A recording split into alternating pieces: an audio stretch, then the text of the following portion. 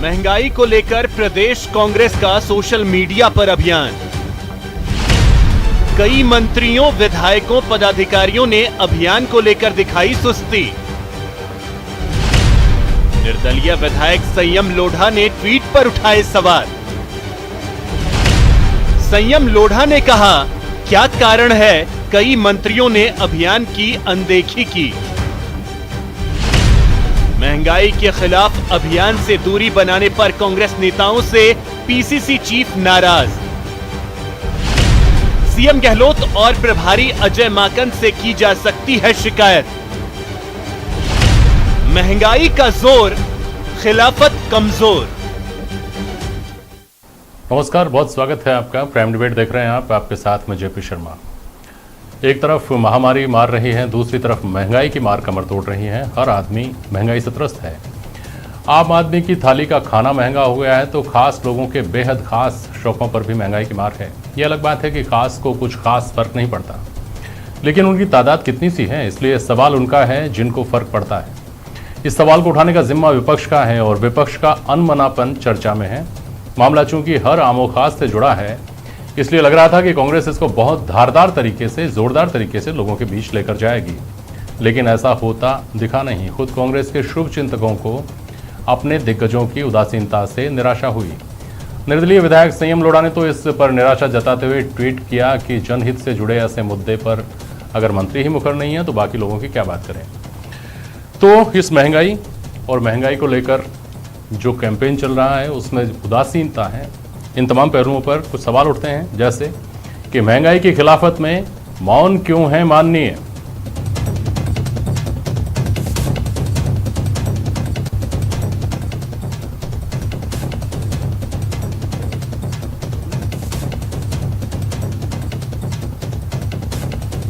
सिर्फ अगर नाम का विरोध है तो फिर किस काम का विरोध है। और आम आदमी के मुद्दे पर ढील क्या एक राजनीतिक चूक भी है।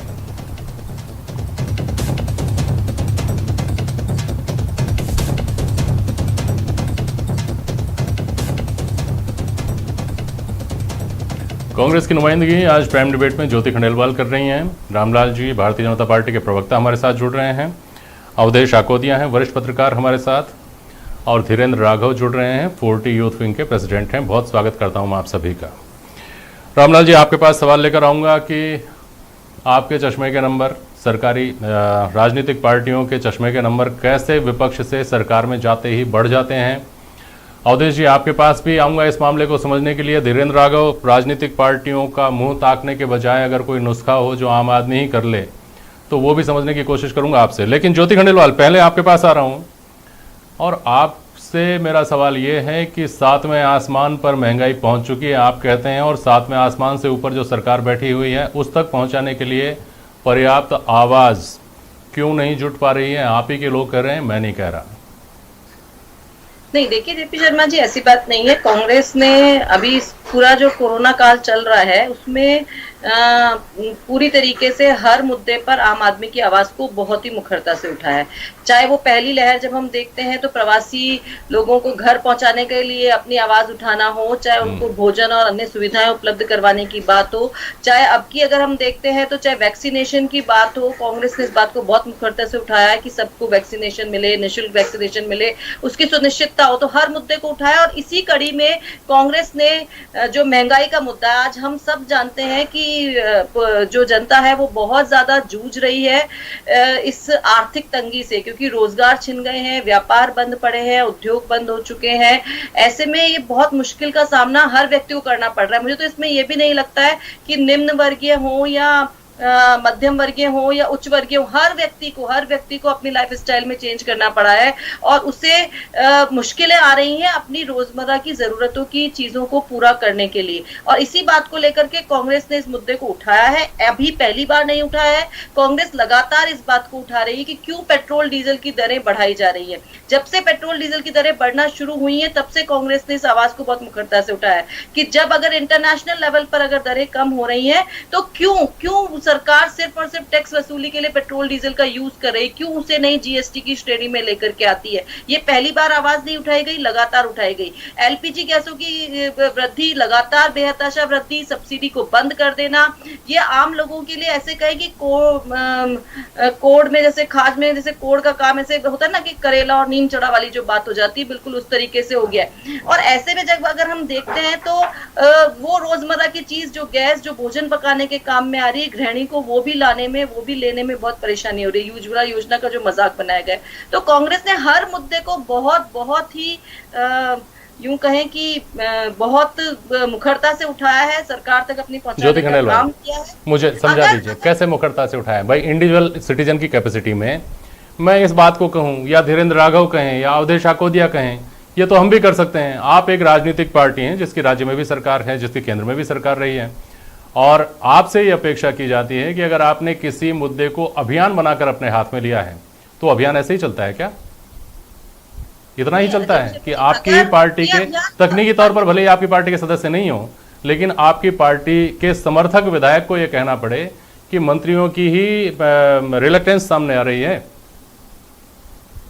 देखिए, मैं ये कह रही हूँ कि ये अभियान यहाँ पे बंद नहीं हुआ है, खत्म नहीं हुआ है। जनता की ये आवाज महंगाई को लेकर के जो खाद्य तेलों में जिस तरीके से वृद्धि हो रही है, हम इसको कोई बंद नहीं करने वाले हैं कि एक दिन का हमने अभियान चलाया और उसको हम बंद कर देंगे और केंद्र सरकार चाहे सुने या ना सुने, हम तब तक इस आवाज को उठाते रहेंगे जब तक केंद्र सरकार अपने जो ये बंद कान है उसे खोल ले। अपने आंखों का जो उनके ऊपर जो एक एरोगेंसी का जो चश्मा चढ़ा हुआ है, जो लोकतंत्र के अगेंस्ट जो चश्मा चढ़ा हुआ है कि हमें जनता की सुननी नहीं है, उन्हें वो चश्मा उतारना पड़ेगा।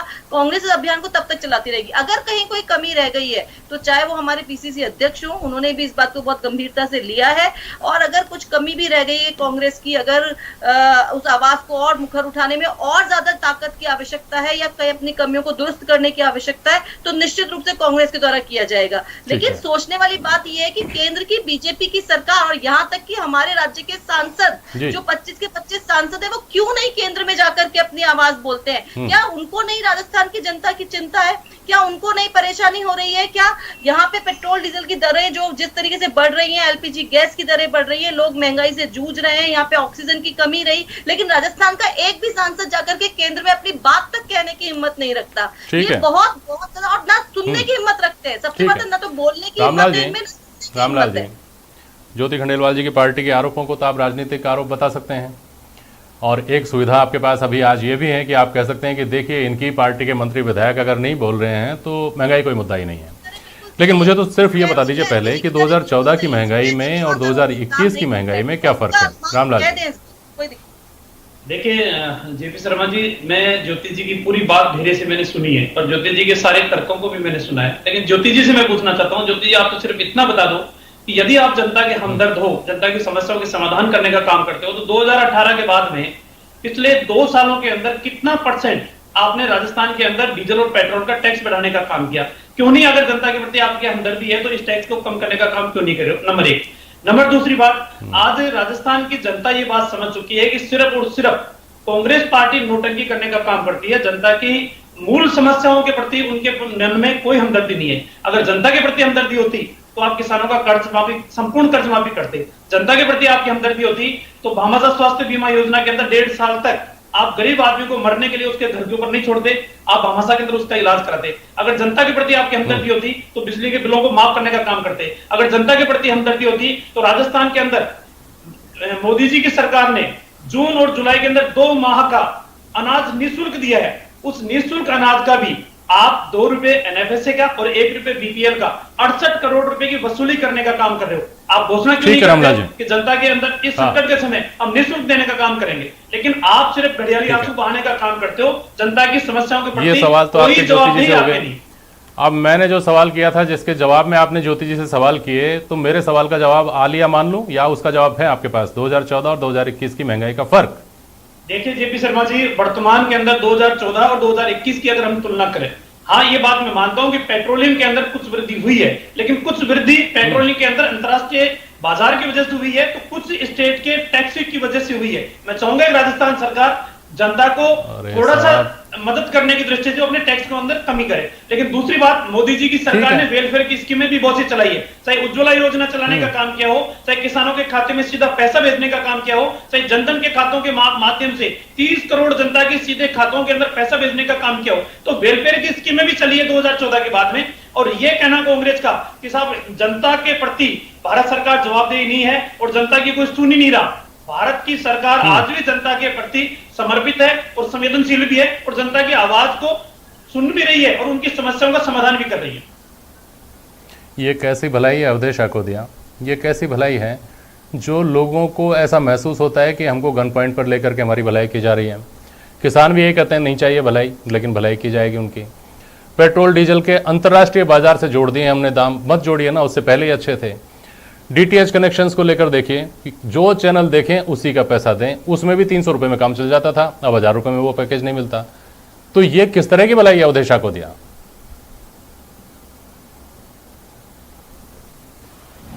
जेपी जी देखिए, हर राजनीतिक पार्टी बात करती है कि हम जन सरोकार की राजनीति करते हैं, लेकिन ये जो सरोकार है ना, ये सहूलियत के हिसाब से चेंज हो जाते हैं। बीजेपी जब विपक्ष में थी तो उनके सरोकार अलग थे। यही गैस का सिलेंडर जब 400 रुपए का हुआ था तो बीजेपी के बड़े बड़े नेताओं ने धरना दिया था उसको सर पे रख के। जब प्याज और टमाटर महंगा हुआ था तो उसकी मालाएं गले में डाल के बड़े बड़े नेताओं ने धरना दिया था। यही पेट्रोल और डीजल जब 65 और 70 रुपए था तो इन्होंने ये कहा था कि इतना महंगा डीजल और पेट्रोल आप कैसे दे सकते हैं। बड़े बड़े नेताओं ने ट्वीट किए, धरने दिए, इन्होंने प्रदर्शन किए। लेकिन यही चीज जब और आगे बढ़ गई, वही सिलेंडर जब 800 रुपए का हो गया तो लॉजिक अलग आ गया। पेट्रोल जब 100 के पार हो गया और डीजल जब पीछे पीछे 90 के ऊपर आते आते 100 की तरफ वो बढ़ रहा है तो इनका लॉजिक चेंज हो गया।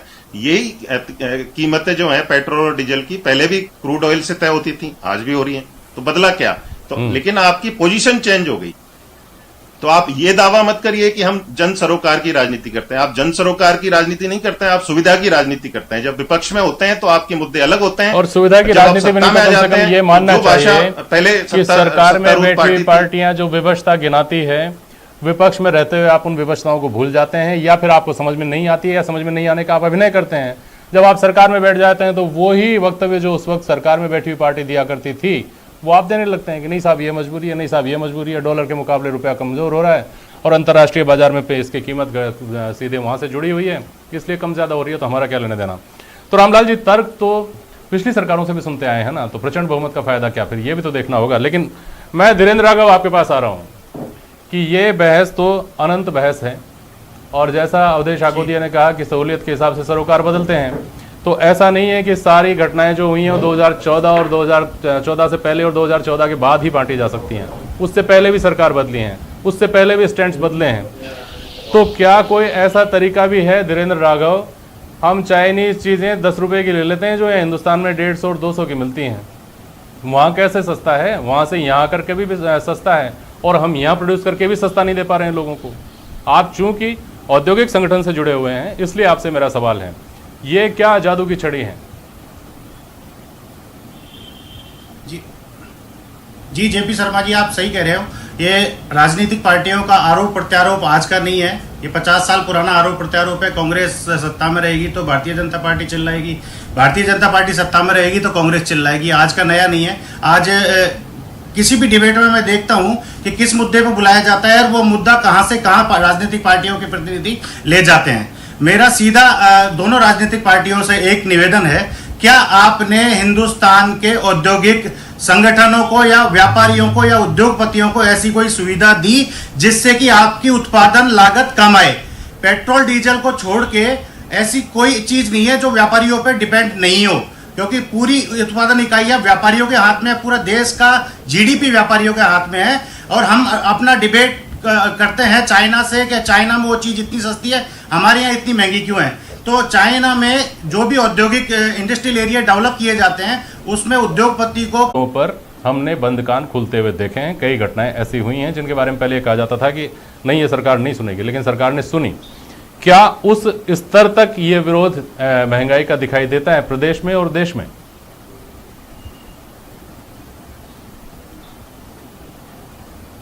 जेपी जी देखिए, ये कहा जाता है कि जो बीजेपी है वो विपक्ष में रहते हुए एक्स्ट्रा एग्रेसिव रहती है, लेकिन उसके नेचर में चेंज आया। सत्ता में रहने के बाद भी वो एक्स्ट्रा एग्रेसिव है। लेकिन कांग्रेस जो है, कांग्रेस के बारे में कहा जाता है कि वो जब विपक्ष में चली जाती है तो पूरी तरह से सो जाती है। हालांकि मजाक में कई कांग्रेस के नेता ये भी कहते हैं कि सत्ता का सुख जो हम भोगते हैं ना, उसके बाद जो हम आराम फरमाने की मुद्रा में चले जाते हैं। इतने दिन तक जो सत्ता संभालने में जो थकान होती है ना, उस थकान को उतारने का काम विपक्ष में रहते हुए करते हैं। लेकिन अभी जो समय है वो बहुत ही विचित्र समय है, क्योंकि विपक्ष में रहते हुए कांग्रेस और दूसरे जो विपक्षी दल हैं वो उस तरह से जनता की आवाज को नहीं उठा पा रहे हैं जितना बीजेपी उठाती थी। आवाज अभी कम है, समय अभी कम है। इसका एक दूसरा पार्ट भी है जी। हाँ, बोलिए, संक्षेप में बोलिए। बीजेपी सरकार में रहते हुए भी जो विपक्ष थोड़ी बहुत आवाज उठाता भी है, उसको इस ढंग से काउंटर करता है कि ऐसा लगता है कि सरकार सब कुछ ठीक कर रही है, विपक्ष के पास कोई मुद्दा ही नहीं है। ठीक है, ज्योति खंडेलवाल, अवधेश आकोदिया ने जो बात कही, आमतौर पर जुमला ये इस तरह का लोगों के दिमाग में बना हुआ है, सोशल मीडिया पर बना हुआ है, एक धारणा बनी हुई है कि भारतीय जनता पार्टी विपक्ष में बहुत एग्रेसिव होती है। आपने तो उनके सत्ता में रहते हुए वर्चुअल रैलीज जो की, उनके ऊपर भी बहुत सारे सवाल उठाए थे। कम से कम सोशल मीडिया पर तो इस विरोध को और धार दिए जाने की जरूरत महसूस नहीं होती क्या, जो हर आदमी से जुड़ा हुआ है? ज्योति खंडेलवाल, पहली बात तो जेपी शर्मा जी, मैं कहना चाहूंगी, अवधेश जी ने कहा कि कांग्रेस जो है विपक्ष में रहकर के अपनी भूमिका को निभाई नहीं रही है। जो मैंने सवाल किया उसी पर आ जाइए ज्योति जी, समय बहुत कम है। बहुत बढ़िया भूमिका निभाती हैं आप। विपक्ष की भूमिका को बहुत मजबूत तरीके से उठाया है और उन बातों को माना भी है। हमें देखिए केंद्र सरकार को मानने के लिए मजबूर भी होना पड़ा है, चाहे वो 18+ की वैक्सीनेशन की बात कोई ले, चाहे आज हम जिस तरीके से प्रवासी मजदूरों के साथ जो उस समय नाइंसाफी हो रही थी, वो पैदल जब ट्रेवल कर रहे थे, कांग्रेस ने बहुत मुखरता से इन सब बातों को उठाया। तो कांग्रेस इस माहौल में ये जरूर कह सकते हैं आप कि उस समय जब हम पहले की बात करते हैं तो विरोध का प्रदर्शन का तरीका अलग होता था, तब लोग इकट्ठे हो सकते थे, धरने प्रदर्शन हो सकते थे। आज कोरोना लॉकडाउन की वजह से वो धरने और प्रदर्शन नहीं हो सकते हैं। लेकिन कांग्रेस ट्वीट करने के ऊपर सवाल उठ रहे हैं, आप रैली जुटाने की बात कर रही हैं, लगातार मुद्दे उठाती रहेगी। और अगर हमें कहीं लगता भी है कि अगर कहीं कुछ कमी है तो ये तो उस बात को भी मजबूती से, उसको भी दुरुस्त करके हम मजबूती से उठाएंगे। हमें हमारी कमियों को दूर करने में दिक्कत नहीं है। लेकिन क्या बीजेपी ने बहुत आसानी से कह दिया कि विपक्ष काम नहीं कर रहा। अरे भाई, आप सरकार में, अरे ज्योति जी, टुकड़ों के अंदर बटी हुई कांग्रेस है राजस्थान के अंदर, लेकिन आप जवाब अब रामलाल जी, टुकड़ों की बात भी अपन कर लेंगे। सुनिए रामलाल जी, अब मेरे सवाल का जवाब दे दीजिए। रामलाल जी मेरे सवाल का जवाब दे दीजिए। रामलाल जी, मेरा सवाल, ज्योति खंडेलवाल सुनिए तो, रामलाल खंडेलवाल जी, रामलाल शर्मा जी, मेरा जो सवाल ये है कि देखिए, किसान आंदोलन के समर्थन में कुछ लोग हो सकते हैं, कुछ लोग उसके विरोध में हो सकते हैं, सीएए के कुछ लोग समर्थन में हो सकते हैं, विरोध में हो सकते हैं, प्रभावित वर्ग अलग अलग हो सकता है, अलग अलग मुद्दों का। महामारी एक ऐसी चीज है जिसने हर आदमी को प्रभावित किया है। चलिए, उसमें भी मतभेद हैं उसकी हैंडलिंग को लेकर। महंगाई तो ऐसी चीज है ना जिसमें अगर है तो दिख रही है कि हाँ है, नहीं है तो नहीं है। पेट्रोल 100 रुपए के ऊपर पहुंच रहा है तो पहुंच रहा है, अंतर्राष्ट्रीय बाजार में तेल की कीमत कम हो रही है तो हो रही है। तो वो लॉजिक या तो दीजिए जिससे हर आदमी संतुष्ट हो जाए, या फिर कम से कम ये प्रयास कीजिए कि इस वक्त एक ऐसी मलहम लगा दी जाए जिससे हर आदमी जो महामारी से तो पहले ही पीड़ित है, इस महंगाई नाम की महामारी से तो कुछ राहत महसूस करे। इसकी आवश्यकता महसूस नहीं करते हैं क्या, या सिर्फ जस्टिफिकेशन तक ही सोच रखते हैं? रामलाल शर्मा, देखिए जेपी शर्मा जी, वर्तमान के अंदर चाहे भारत सरकार हो, चाहे राज्य की सरकार, चाहे कोई भी हो, वो पैसे का कलेक्शन टैक्स के माध्यम से करती है और उसी से वेलफेयर की स्कीमें चलाने का काम करती है। आज भी भारत सरकार ने एक ने अनेकों योजनाएं इस प्रकार से चलाई है कि जो जनता के लिए वेलफेयर की स्कीम है, जनता को राहत प्रदान करने वाली है। हाँ बिल्कुल, मैं इस चीज को स्वीकार करता हूं। अब ये एक ऐसी चीज बात छेड़ दी है आपने, राजस्थान सरकार भी तो कुछ नीतियां रखती है, राजस्थान सरकार भी तो लोगों के वेलफेयर के लिए कुछ प्लान्स लेकर के आई है, चिरंजीवी योजना जैसी। तो क्या ये वैट ना ले? यहाँ आप आरोप लगाते हैं कि ये टैक्स बढ़ाते जा रहे हैं, तो इनका टैक्स जस्टिफाइड नहीं है, आपका बढ़ाया हुआ टैक्स जस्टिफाइड है।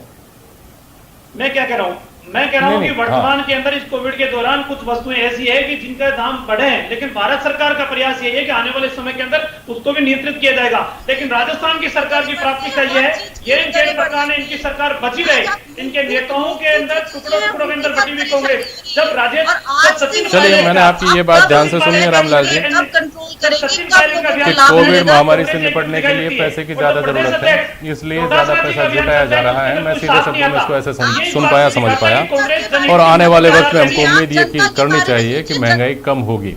देखिए, ये सपना दिवा स्वप्न ही तो नहीं रह जाता है। बहुत शुक्रिया आप सभी का आज प्राइम डिबेट में शामिल होने के लिए। आज के लिए बस इतना ही। नमस्कार।